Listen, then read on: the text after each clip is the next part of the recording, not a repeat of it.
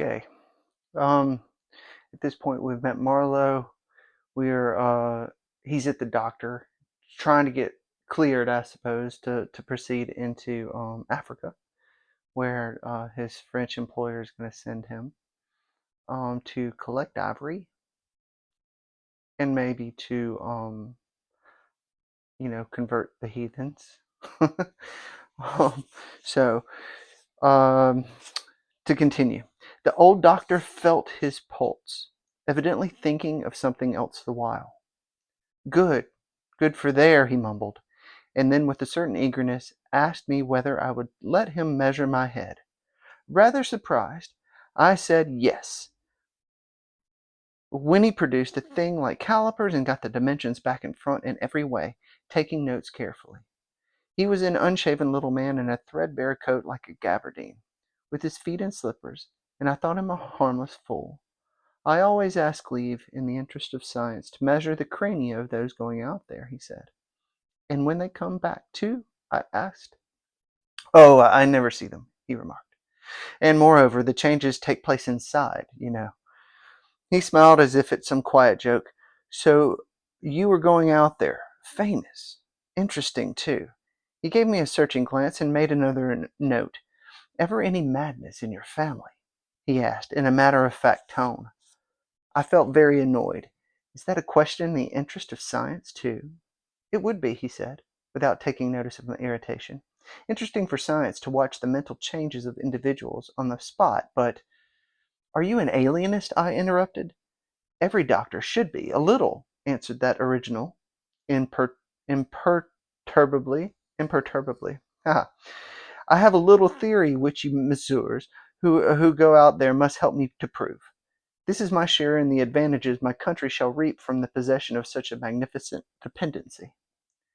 The mere wealth I'll leave to others. Pardon my questions, but you are the first Englishman coming under my observation. I hastened to assure him I was not in the least typical. If I were, said I wouldn't be talking like this with you. What you say is rather profound, and probably erroneous, he said, with a laugh.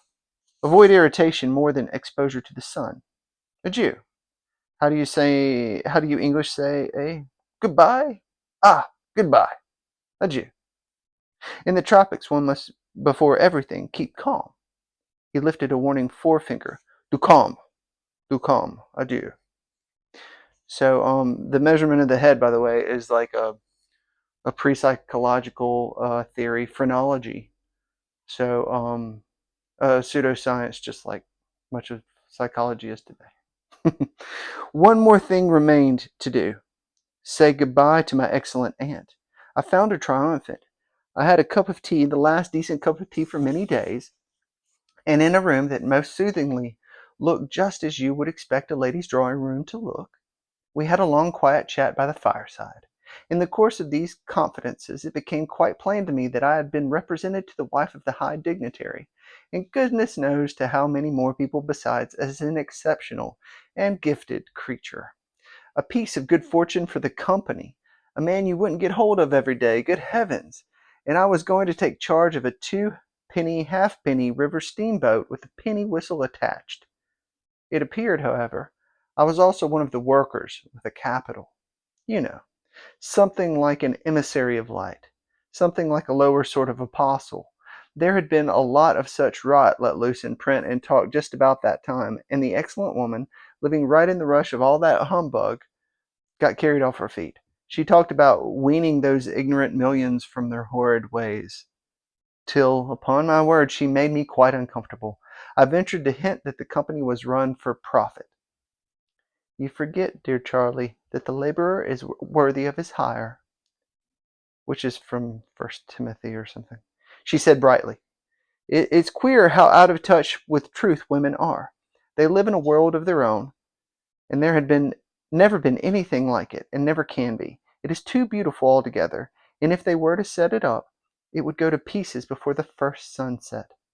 Some confounded fact we men have been living contentedly with ever since the day of creation would start up and knock the whole thing over. After this I got embraced, told to wear flannel, be sure to write often, and so on, and I left. In the street, I don't know why, a queer feeling came to me that I was an imposter.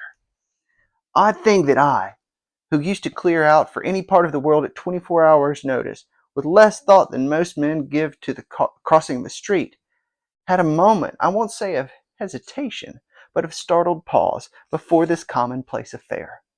The best way I can explain it to you is by saying that for a second or two, I felt as though instead of going to the center of a continent, I were about to set off for the center of the earth.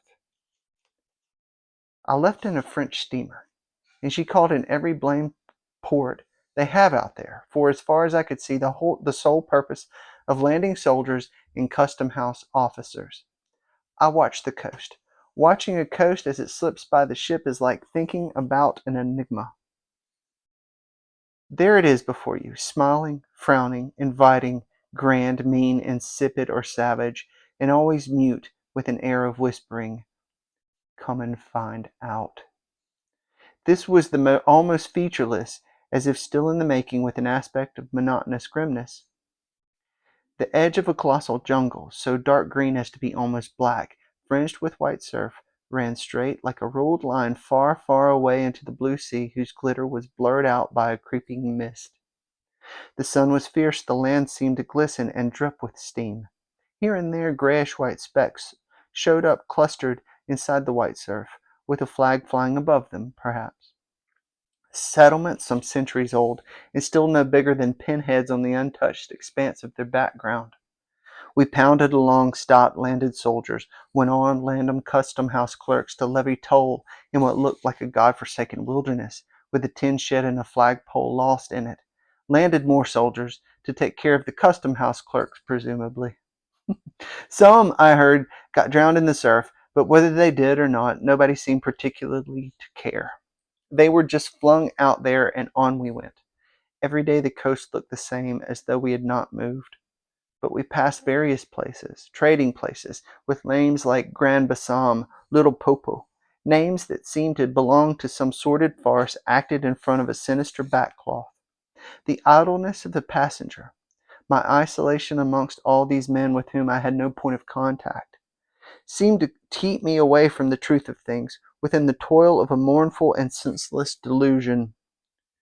The voice of the surf, heard now and then, was a positive pleasure, like the speech of a brother. It was something natural, that had its reason, that had a meaning. Now and then a boat from the shore gave one a momentary contact with reality. It was paddled by black fellows. You could see from afar the white of their eyeballs glistening. They shouted, sang. Their bodies streamed with perspiration. They had faces like grotesque masks, these chaps, but they had bone, muscle, a wild vitality, an intense energy of movement. That was as natural and true as the surf along their coast. They wanted no excuse for being there. They were a great comfort to look at. For a time I could feel I belonged still to a world of straightforward facts. But the feeling would not last long. Something would turn up to scare it away. Once, I remember, we came upon a man of war anchored off the coast. There wasn't even a shed there, and she was shelling the bush. It appears the French had one of their wars going on thereabouts. Her ensign dropped limp like a rag. The muzzles of the long 6-inch guns stuck out all over the low hull. The greasy, slimy smell swung her up lazily and let her down, swaying her thin masts. In the empty immensity of earth, sky, and water, there she was, incomprehensible, firing into a continent. Pop would go one of the 6-inch guns. A small flame would dart and vanish. A little white smoke would disappear. A tiny projectile would give a feeble screech, and nothing happened. Nothing could happen. There was a touch of insanity in the proceeding, a sense of lugubrious drollery in the sight. And it was not dissipated by somebody on board assuring me earnestly there was a camp of natives. He called them enemies, hidden out of sight somewhere. We gave her letters. I heard the men in the lonely ship were dying off of fever at the rate of 3 a day, and went on. We called at some more places with farcical names, where the merry dance of death and trade goes on in a still and earthly atmosphere, as of an overheated catacomb. All along the formless coast, bordered by dangerous surf, as if nature herself had tried to ward off intruders. In and out of rivers, streams of death and life, whose banks were rotting into mud, whose waters thickened into slime, invaded the contorted mangroves that seemed to writhe at us in the extremity of an impotent despair. Nowhere did we stop long enough to get a particularized impression, but the general sense of a vague and oppressive wonder grew upon me. It was like a weary pilgrimage amongst hints for nightmares. It was upward of 30 days before I saw the mouth of the big river. We anchored off the seat of the government, but my work would not begin until some 200 miles farther on. So as soon as I could make a start for the place 30 miles higher up. So as soon as I could, I made a start for the place 30 miles higher up. I had my passage on a little sea-going steamer. Her captain was a Swede, and knowing me for a seaman, invited me on the bridge. He was a young man, lean, fair, and morose, with lanky hair and a shuffling gait. As we left the miserable little wharf, he tossed his head contemptuously at the shore. "Been living there?" he asked. I said, "Yes." "Fine lot, these government chaps, are they not?" he went on, speaking English with great precision and considerable bitterness. "It is funny that some people will do for a few francs a month. I wonder what becomes of that kind when it goes up country." I said to him I expected to see that soon. "So," he exclaimed. He shuffled athwart, keeping one eye ahead vigilantly. "Don't be too sure," he continued. "The other day I took up a man who hanged himself on the road. He was a Swede, too." "Hanged himself? Why, in God's name?" I cried. He kept on looking out watchfully. "Who knows? The sun too much for him. Or the country, perhaps." At last we opened a reach. A rocky cliff appeared, mounds of turned-up earth by the shore, houses on a hill, others with iron roofs, amongst a waste of evacuations. No, excavations. Pardon. A hanging to the declivity. A continuous noise of the rapids above hovered over this scene of inhabited devastation. A lot of people, mostly black and naked, moved about like ants. A jetty projected into the river. A blinding sunlight drowned all this at times in a sudden recrudescence of glare. "There's your company station," said the Swede, pointing to 3 wooden barrack-like structures on a rocky slope. "I will send your things up. 4 boxes, did you say? So, farewell." I came upon a boiler wallowing in the grass, then found a path leading up the hill. It turned aside for the boulders, and also for an undersized railway truck lying there on its back with its wheels in the air. One was off. The thing looked as dead as the carcass of some animal. I came upon more pieces of decaying machinery, a stack of rusty rails. To the left, a clump of trees made a shady spot where dark things seemed to stir feebly. I blinked. The path was steep. A horn tooted to the right, and I saw the black people run. A heavy and dull detonation shook the ground. A puff of smoke came up out of the cliff, and that was all. No change appeared on the face of the rock. They were building a railway. The cliff was not in the way or anything, but this objectless blasting was all the work going on. A slight clinking behind me made me turn my head. 6 black men advanced in a file, toiling up the path. They walked erect and slow, balancing small baskets full of earth on their heads, and the clink kept time with their footsteps. Black rags were wound round their loins, and the short ends behind waggled to and fro like tails. I could see every rib. The joints of their limbs were like knots in a rope. Each had an iron collar on his neck, and all were connected together with a chain whose bights swung between them, rhythmically clinking. Another report from the cliff made me think suddenly of that ship of war I had seen firing into a continent. It was the same kind of ominous voice, but these men could by no stretch of imagination be called enemies. They were called criminals, and the outraged law, like the bursting shells, had come to them, an insoluble mystery from the sea. All their meager breasts panted together. The violently dilated nostrils quivered, and The eyes stared stonily uphill. They passed me within 6 inches without a glance, with that complete death-like indifference of unhappy savages. Behind this raw matter one of the reclaimed, the product of the new forces at work, strolled despondently, carrying a rifle by its middle. He had a uniform jacket with one button off, and seeing a white man on the path, hoisted his weapon to his shoulder with alacrity. This was simple prudence, white men being so much alike at a distance that he could not tell who I might be. He was speedily reassured, and with a large, white, rascally grin, and a glance at his charge, seemed to take me into partnership in his exhausted trust. After all, I also was a part of the great cause of these high and just proceedings. Instead of going up, I turned and descended to the left.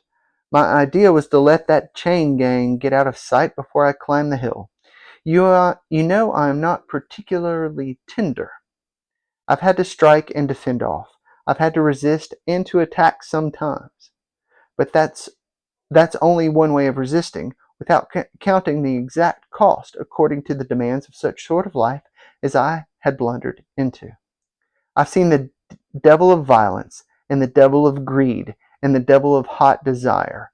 But by all stars, these were strong, lusty, red-eyed devils that swayed and drove men, I tell you.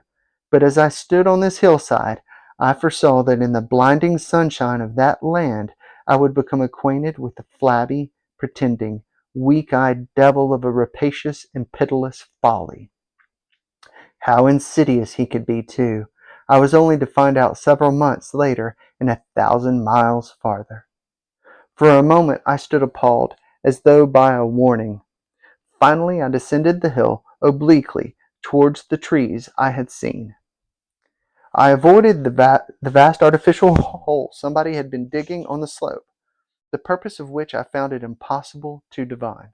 It wasn't a quarry, rather, or a sand pit, anyhow. It was just a hole. It might have been connected with the philanthropic desire of giving the criminals something to do. I don't know. Then I nearly fell into a very narrow ravine. Almost no more than a scar in the hillside. I discovered that a lot of imported drainage pipes for a settlement had been tumbled in there. And there wasn't one that was not broken. It was a wanton smash up. At last I got under the trees. My purpose was to stroll into the shade for a moment, but no sooner within than it seemed to me I had stepped into the gloomy circle of some inferno. The rapids were near, and an uninterrupted, uniform, headlong, rushing noise filled the mournful stillness of the grove, where not a breath stirred, not a leaf moved with a mysterious sound, as though the tearing pace of the launched earth had suddenly become audible. Black shapes crouched, sat between the trees against the trunks, clinging to the earth, half coming out, half effaced within the dim light, in all the attitudes of pain, abandonment, and despair. Another mine on the cliff went off, followed by a slight shudder of the soil under my feet. The work was going on. The work. And this the place where some of the helpers had withdrawn to die.